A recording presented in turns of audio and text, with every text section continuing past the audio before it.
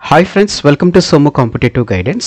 Government of India, Department of Posts నుంచి మనకి GDS సంబంధించినటువంటి నోటిఫికేషన్ సంబంధించినటువంటి అప్డేట్ అనేటువంటిది రావడం జరిగిందనమాట అండి. ఇందులో మనం చూసుకున్నట్లయితే కనుక ఎంగేజ్మెంట్ షెడ్యూల్ 1 జనవరి 2025 సంబంధించినటువంటి ప్రిపరేటరీ ఎక్సైజ్ సంబంధించినటువంటి అప్డేట్ అనేటువంటిది మనకి ఇవ్వడం జరిగిందనమాట అండి.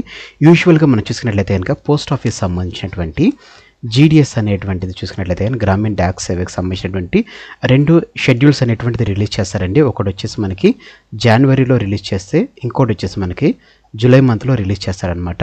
సో దీనికి సంబంధించినటువంటి అప్డేట్ తోటి మనకి వీడియో అనేటువంటిది ఇప్పుడు చేయడం జరుగుతుంది అనమాట అండి. సో ఇందులో మనం చూసుకున్నట్లయితే కనుక మొత్తం ఏదైతే క్యారీ అవుట్ పోస్టులు ఏవైతే ఉన్నాయో వాటికి సంబంధించినటువంటి ప్రిపరేటరీ ఎక్సైజ్ అనేటువంటి చేస్తున్నట్లు ఇందులో మనకి మెన్షనింగ్ అనేటువంటి చేయడం జరిగిందనమాట అండి.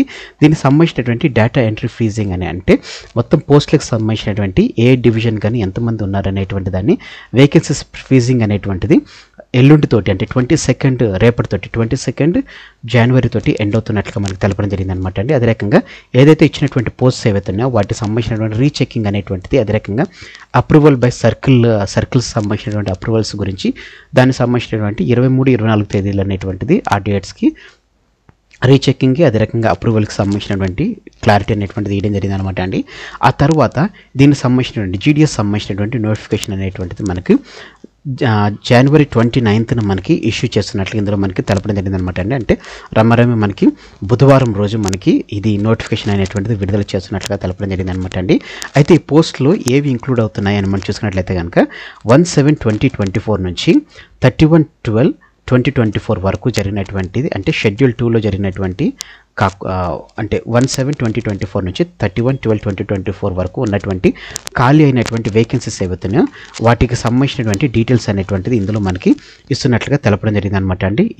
ఈ పోస్టులు అనేటువంటిది ఎలా ఏర్పడ్డాయి అంటే కొంతమంది చనిపోవడం వలన అదే రకంగా కొంతమంది రిజిగ్నేషన్ ద్వారాను కొంతమంది ట్రాన్స్ఫర్ ద్వారాను కొంతమంది డిశ్చార్జ్ వాలంటరీ రిటైర్మెంట్ ఎవరైతే తీసుకుంటారో వారి ద్వారా ఏర్పడినటువంటి ఏవైతే పోస్టులు ఏవైతే ఉన్నాయో ఆ ఖాళీలతో పాటుగానే అదే రకంగా ఎవరైతే టర్మినేషన్ రిమూవల్ అయ్యారో వారికి సంబంధించినటువంటి ప్రమోషన్ ద్వారా ఎవరైతే లాంగ్ టర్మ్ డిప్యూటేషన్ ఎవరైతే 6 months అబోవ్ ద్వారా లాంగ్ టర్మ్ డిప్యూటేషన్ తీసుకుంటారో వచ్చినటువంటి ఆ గ్యాప్స్ మూలాన ఈ గ్యాప్స్ ఏవైతే ఉన్నాయో వీటన్నిటిని క్రోడీకరిస్తూ ఈ నోటిఫికేషన్ అనేటువంటిది రిలీజ్ చేస్తున్నట్లుగా తెలపడం జరిగింది అనమాట అండి. అలాగే మనం చూసుకున్నట్లయితే కనుక జూలై 2024 ఏదైతే షెడ్యూల్ 2లో వచ్చినటువంటి నోటిఫికేషన్స్ ఏవైతే ఉన్నాయో దానికి సంబంధించినటువంటి డీటెయిల్స్తో పాటుగా అంటే 2023 మే 2023 నుంచి వచ్చినటువంటి పోస్టులు వీటన్నిటిని క్రోడీకరిస్తూ చూసుకున్నట్లయితే కనుక మనకి దరిదాపుగా అనేటువంటిది మనకి మొత్తం ఎన్ని పోస్టులకు సంబంధించినటువంటి నోటిఫికేషన్ అనేటువంటిది విడుదల చేస్తారని మనం చూసుకున్నట్లయితే కనుక దరిదాపుగా 40,000 ఉద్యోగాలతోటి GDS నోటిఫికేషన్ అనేటువంటిది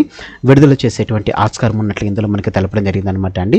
సో ఈ రకంగా మనకి పోస్ట్ అనేటువంటిది వేరీ అవుతున్నట్లుగా తెలపడం జరిగింది అనమాట అండి. దీనికి సంబంధించినటువంటి ప్రిపరేషన్ అనేటువంటిది మనకి 29న అఫీషియల్ నోటిఫికేషన్ అనేటువంటిది రిలీజ్ చేస్తున్నట్లు ఇందులో మనకి మెన్షన్ చేయడం జరిగింది అనమాట అండి. అయితే ఈ మొత్తం చూసుకున్నట్లయితే కనుక ఈ GDS అనేటువంటిది రెండు రకాలుగా మనకి ఇస్తారని చెప్పి తెలపడం జరిగింది. ఒకటేమో BPM అంటే బ్రాంచ్ పోస్ట్ మాస్టర్గా ఒకటి ఇస్తారు. నెక్స్ట్ చూసుకున్నట్లయితే కనుక అసిస్టెంట్ పోస్ట్ మాస్టర్ అనమాట అండి. దీన్ని అసిస్టెంట్ బ్రాంచ్ మాస్టర్ ABPM అనమాట, అసిస్టెంట్ బ్రాంచ్ పోస్ట్ మాస్టర్ అనేటువంటిది ఈ రెండు పోస్టులతోటి మనకి వేకెన్సీస్ అనేటువంటిది రిలీజ్ చేస్తారనమాట అండి గ్రామీణ డాక్ సేవక్ తోటి. సో ఈ పోస్టులకు సంబంధించి చూసుకున్నట్లయితే కనుక వీరి యొక్క పే స్కేల్ అనేటువంటి చూసుకున్నట్లయితే కనుక 29,380 రూపాయలు అనేటువంటిది బ్రాంచ్ పోస్ట్ మాస్టర్కి ఉంటుంది అనమాట అండి. అసిస్టెంట్ బ్రాంచ్ పోస్ట్ మాస్టర్ లేకపోతే డాక్ సేవక్స్ చూసుకున్నట్లయితే కనుక 24,470 రూపాయలు అనేటువంటిది వీరి యొక్క పే స్కేల్కి ఉంటుంది అనమాట అండి. వీళ్ళ యొక్క ఏజ్ చూసుకున్నట్లయితే కనుక మినిమం వచ్చేసి 18 years అంటే 18 years పైబడిన వారు మాత్రమే ఈ పోస్టులకు అప్లై చేసుకోవచ్చు. అదే రకంగా మాక్సిమం ఏజ్ వచ్చేసి 40 years అనేటువంటిది వీరి యొక్క ఏజ్ క్రైటీరియాగా వేయడం జరుగుతుంది అనమాట అండి. అదే రకంగా ఏజ్ రిలాక్సేషన్ అనేటువంటి చూసుకున్నట్లయితే కనుక SC/ST వారికి 5 years, OBC వారికి 3 సంవత్సరాలు, ఎకనామికల్ రిస్ట్రిక్షన్ వారికి ఏ విధమైనటువంటి రిలాక్సేషన్ లేదు. అదే రకంగా పర్సనల్ విత్ PWD వారికి 10 years, PWD ప్లస్ OBC వారికి 13 years, PWD ప్లస్ SC/ST వారికి 15 years అనేటువంటిది ఏజ్ క్రైటీరియా గీయడం జరుగుతుంది అనమాట అండి. ఎడ్యుకేషన్ క్వాలిఫికేషన్ ఇది మోస్ట్ అనమాట అండి. కేవలం మీరు 10th class చదివినట్లయితే మీరు సరిపోతుంది అనమాట. 10th class చదివి 10th class బోనఫైడ్ అనేటువంటిది మీకున్నట్లయితే కనుక మీరు ఈ పోస్టులకు అప్లై చేసుకోవచ్చు అనమాట అండి. కేవలం మీకు 10th క్లాస్లో వచ్చినటువంటి మార్క్స్ని బేస్ చేసుకుని మీకు ఈ పోస్టులు అనేటువంటిది ఇస్తున్నట్లు ఇందులో మనకి మెన్షనింగ్ అనేటువంటి చేయడం జరిగింది అనమాట అండి. దీంతో పాటుగా మీకు కంప్యూటర్ నాలెడ్జ్, అదే రకంగా సైక్లింగ్ అనేటువంటిది, అడాక్వెంట్ లైవ్లీహుడ్ అనేటువంటిది మీకు ఉన్నట్లయితే కనుక మీకు ఈ పోస్ట్ అనేటువంటిది ఇస్తారు. జస్ట్ మీ యొక్క 10th క్లాస్ బేస్ మీద మార్క్స్మే మీకు ఈ పోస్ట్ అనేటువంటిది మీకు క్యారీ అవుట్ చేస్తున్నట్లు ఇందులో మనకి మెన్షనింగ్ అనేటువంటి చేయడం జరిగింది అనమాట అండి. సో మీ యొక్క గ్రేడ్స్ వైజ్గా మీకు వచ్చినటువంటి మార్క్స్ని ఆ మార్క్స్ యొక్క గ్రేడ్ పాయింట్లుగా తీసుకుని మీకు పోస్టింగ్ అనేటువంటిది ఇస్తున్నట్లు ఇందులో మనకి మెన్షనింగ్ అనేటువంటి చేయడం జరిగింది అనమాట అండి. సో ఈ రకంగా మనకి ఓన్లీ కేవలం 10th క్లాస్ బేస్ తోటి మనకి సెంట్రల్ గవర్నమెంట్ జాబ్ అనేటువంటిది వచ్చేటువంటి వెసులుబాటు అనేటువంటిది తీయడం జరిగింది అనమాట అండి. సో దీనికి కనుక మీకు కావాల్సినటువంటి చూసుకున్నట్లయితే కనుక 10th class mark sheet, identity proof, caste certificate, ఒకవేళ పీడబ్ల్యూడీ అయితే కనుక పీడబ్ల్యూడీ సర్టిఫికేట్, ఈడబ్ల్యూఎస్ అయితే ఈడబ్ల్యూఎస్ సర్టిఫికేట్, ట్రాన్స్జెండర్ అయితే కనుక transgender certificate, date of birth certificate, దీన్ని మనం ఎస్ఎస్సి కింద మనం తీసుకోవచ్చు అనమాట అండి. అదే రకంగా మెడికల్ సర్టిఫికేట్ అనేటువంటిది ఒకవేళ మీరు ఏమన్నా ఉన్నట్లయితే కనుక పీడబ్ల్యూడీ సంబంధించిన దానికి సంబంధించిన, అదే రకంగా అరుణాచల్ ప్రదేశ్ వారికి సంబంధించినటువంటిది దానికి సంబంధించిన డీటెయిల్స్ అనేటువంటిది సర్టిఫికేట్ అనేటువంటిది ఇవ్వమని చెప్పేసి ఇందులో మనకి మెన్షనింగ్ అనేటువంటి చేయడం జరిగింది అనమాట అండి.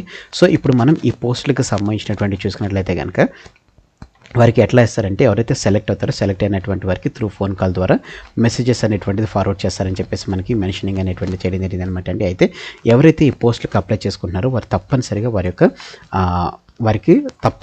వారికి ఆ లోకల్ లాంగ్వేజ్ అనేటువంటిది కూడా వచ్చి ఉండాలని చెప్పి తెలపడం జరిగింది అనమాట అండి. ఎవరైతే ఈ పోస్టులకు అప్లై చేసుకుంటారో ఫస్ట్ ఆఫ్ ఆల్ ఓటీపీ ద్వారా వారు రిజిస్ట్రేషన్ చేసుకోవాలని చెప్పి తెలపడం జరిగింది అనమాట అండి. వారి యొక్క మొబైల్ నెంబర్ ద్వారా వారికి ఓటీపీ వస్తుందని చెప్పి తెలపడం జరిగింది. ఈమెయిల్ ఐడి ద్వారా ఓటీపీ వస్తుంది. అదే రకంగా ఆధార్ నెంబర్ అనేటువంటిది ఉంటే కనుక ఇవ్వాలి. కంపల్సరీ ఏం కాదు, కాకపోతే ఉంటే కనుక మీకు మంచిది. అదే రకంగా మీ అకాడమిక్ సంబంధించినటువంటి క్వాలిఫికేషన్స్ అనేటువంటిది అదే రకంగా మీ స్కానర్డ్ ఫోటోగ్రాఫ్ అనేటువంటి 50 KB లోపు, సిగ్నేచర్ అనేటువంటిది 20 KB లోపు ఉన్నటువంటి దాన్ని ఇవ్వాలి. ఫీ పేమెంట్ చూసుకున్నట్లయితే కనుక అదర్ దెన్ SC/ST వారికి 100 రూపీస్ అనేటువంటి ఫీజు పే చేయాలండి. SC/ST ఫీమేల్ పర్సన్ ఎవరైతే పీడబ్ల్యూడీ వారు ఉన్నారో వారు ఏ విధమైనటువంటి ట్రాన్స్ ఉమెన్ ఎవరైతే ఉన్నారో వీరు ఏ విధమైనటువంటి ఫీజు పే చేయాల్సిన అవసరం లేదు. Other than female SC/ST PWD trans women వారు 100 రూపీస్ అనేటువంటిది ఫీజు పే చేయాలని చెప్పేసి ఇందులో మనకి మెన్షనింగ్ అనేటువంటిది చేయడం జరిగింది అనమాట అండి. మీ డాక్యుమెంట్స్ అనేటువంటిది అప్లోడ్ చేసుకోవాలనుకున్నప్పుడు మీ ఫోటోగ్రాఫ్ 50 KB, అదే రకంగా మీ సిగ్నేచర్ అనేటువంటి 30 KB ఉండాలని చెప్పి తెలపడం జరిగింది అనమాట. లోకల్ లాంగ్వేజ్ తెలుసుకోవాల్సిన లోకల్ లాంగ్వేజ్ ఎవరికి ఏమేమి కావాలని చూసుకున్నట్లయితే కనుక ఆంధ్రప్రదేశ్లో ఉన్నటువంటి వారికి ఆంధ్రప్రదేశ్, అదే రకంగా యానంలో ఉన్నటువంటి వారికి తెలుగు లాంగ్వేజ్ అనేటువంటిది కంపల్సరీగా కావాలని చెప్పి తెలపడం జరిగింది అనమాట అండి. అదే రకంగా తెలంగాణలో ఉన్నటువంటి వారికి కూడా తెలుగు లాంగ్వేజ్ అనేటువంటిది అడగడం జరిగింది అనమాట అండి. సో మన 2 తెలుగు రాష్ట్రాల్లో ఉన్నటువంటి వారికి ఈ రకంగా వారికి పోస్టింగ్ అనేటువంటిది ఈ లోకల్ లాంగ్వేజెస్ వచ్చినటువంటి వారు కంపల్సరీ పోస్టులకు అప్లై చేసుకోవచ్చు అనమాట అండి. సో ఫ్రెండ్స్ ఇదండి మనకి గ్రామీణ డాక్ సేవ పోస్ట్ ఆఫీస్ నుంచి వచ్చినటువంటి గ్రామీణ డాక్ సేవ సంబంధించినటువంటి నోటిఫికేషన్ సంబంధించినటువంటి వివరాలు. సో దీని పూర్తి నోటిఫికేషన్ అనేటువంటిది మనకి బుధవారం రోజు అంటే January 29th మనకి ఈ నోటిఫికేషన్ అనేటువంటిది విడుదలవుతుంది. మొత్తం 40,000 పోస్టులతోటి మనకి నోటిఫికేషన్ అనేటువంటిది విడుదలయ్యేటువంటి ఛాన్స్ ఉంది. కాబట్టి తప్పనిసరిగా అఫీషియల్ నోటిఫికేషన్ వచ్చినప్పుడు కూడా నేను దానికి సంబంధించినటువంటి పూర్తి వివరాలతోటి వీడియో కూడా మీకు చేయడం జరుగుతుంది అనమాట అండి. సో ఫ్రెండ్స్ ఇదండి ఉన్నటువంటి update. Thanks for watching the video. మరిన్ని వివరాల గురించి మన సోము కాంపిటేటివ్ గైడెన్స్ అనేటువంటి యూట్యూబ్ ఛానల్ మీరు సబ్స్క్రైబ్ చేసుకోవడం మర్చిపోకండి. Thanks for watching the video. Have a nice day. All the best for your exams. Bye.